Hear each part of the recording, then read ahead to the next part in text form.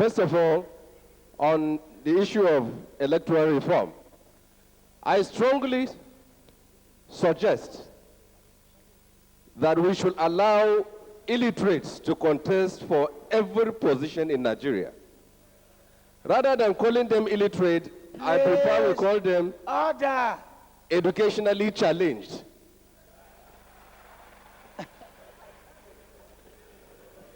Educationally challenged? Yes. Okay. After all, my reasons are this. Is the chairman educationally challenged? Go. My reasons are this. If we have governors who attend schools both in Nigeria and abroad, and we have senators and ministers who attend school while in office, there is no reason why we should marginalize those who have never been to school. If they have the wisdom, they should be in office, and then they can also go to school. Secondly, on this issue of electronic voting, yesterday we have seen a machine here being displayed. But there are about 3 types of rigging which I've identified. First is the disqualification of candidates. Second is the desecration of ballot boxes and papers. Third is the manipulation of results. And fourth is the inducement of the judiciary. I see this machine only working at the first and second aspect of it. I have seen cases whereby electoral officials will take in a ballot box into a room and fill it. What makes it not possible for them to take this machine into a room and press all that they need to press there?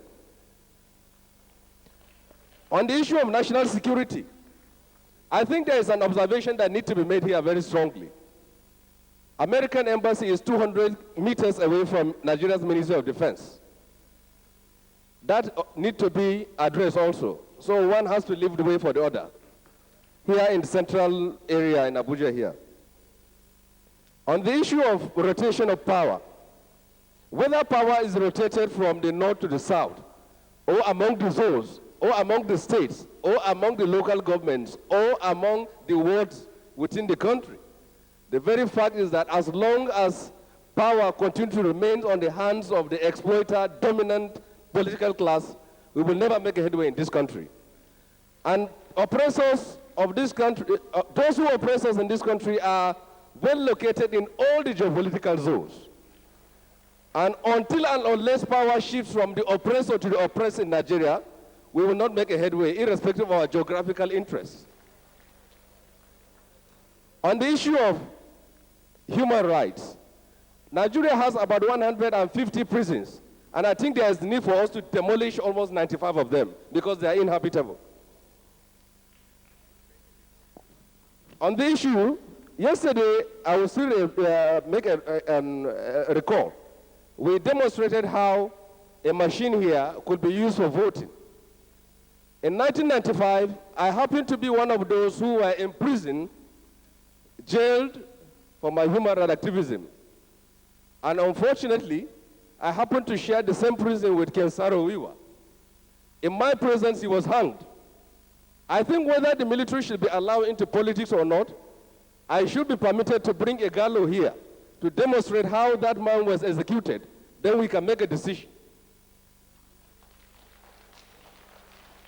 On the model and structures of government, what I strongly suggest here is that those who are saying we should have 8 to 16 ministers should not cry of marginalization if any one person from their own state is not appointed a minister.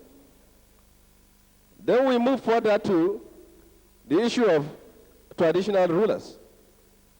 I have seen the position being given by our Royal Highnesses. I think they are being very generous to themselves.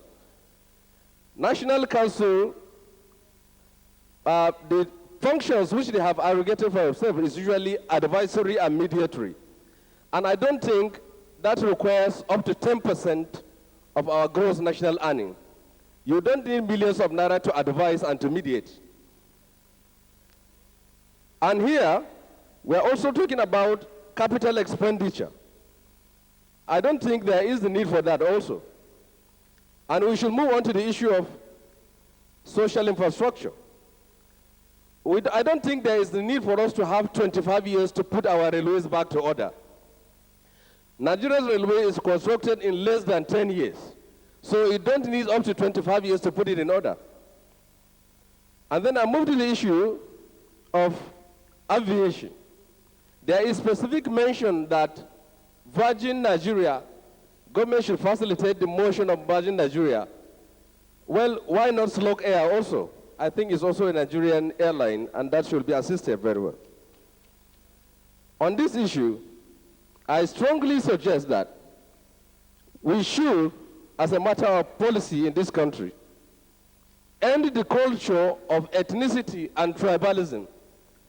I think what they have demonstrated to us yesterday here is that India is moving ahead. Nigeria should rather strive to be advanced technologically, economically, and serve as a pride to all black race, both within Africa and globally. And we should not look backwards. We should rather move forwards and demonstrate to the world that we are really a giant. Lastly, Mr. Chairman, this issue of one Nigeria, one voice, there are some of us that have very small voice, and I felt that that motto needs to be changed. There is the need for us to have what we call one Nigeria, one spirit. Thank you very much.